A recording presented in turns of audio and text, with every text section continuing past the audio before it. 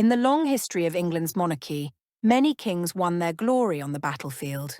From Harold Godwinson at Stamford Bridge to Richard the Lionheart on Crusade, the image of the king as a warrior, sword in hand, was once central to the idea of kingship itself.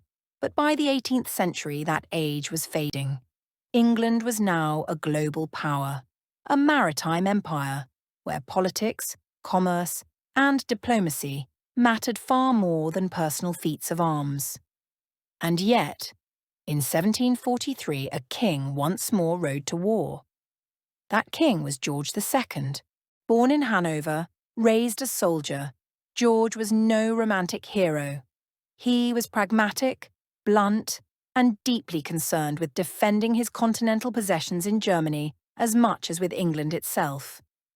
But war in Europe would give him a chance to prove himself. The conflict was the War of the Austrian Succession. When the Habsburg ruler Charles VI died in 1740, leaving only his daughter Maria Theresa, Europe was plunged into crisis.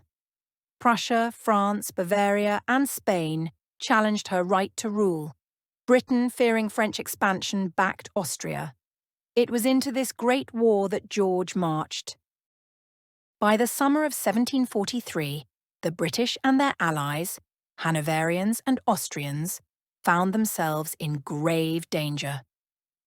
Advancing along the River Main in Germany, they were shadowed by a far larger French army under the Duc de Noailles. The French had planned a trap to pin the Allies against the river at a small village called Dettingen and crush them with artillery fire.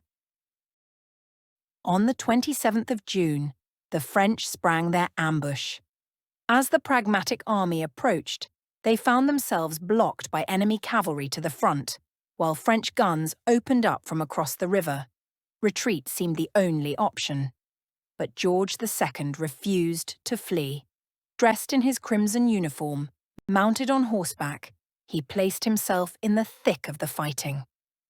Contemporary reports speak of the king rallying his men, calling out, "Now, boys, now for the honour of England." The sight of their monarch at the front transformed the mood of the army. British redcoats, Hanoverian infantry, and Austrian grenadiers held firm under the pounding French fire. Then, as French cavalry surged forward, the Allies countercharged. For 3 brutal hours, the fields around Dettingen were choked with musket smoke and the thunder of hooves. Cavalry clashed sabre to sabre, infantry fired in close, deadly volleys, and amidst it all, the King of Great Britain sat in the saddle, sword in hand, refusing to leave the field. The French attack began to falter. Confusion spread among their lines as their commander failed to press the advantage. At last, the Allies surged forward, driving the French back in disorder. The trap was broken. The day was won.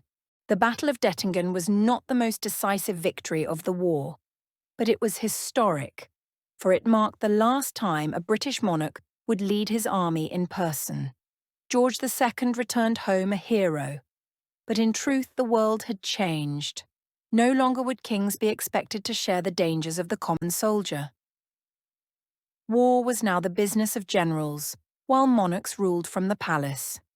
And so it was that the long line of warrior kings, from Harold and Richard to Edward III, Henry V, and even William the Conqueror, came to its end on a Bavarian field in the year 1743.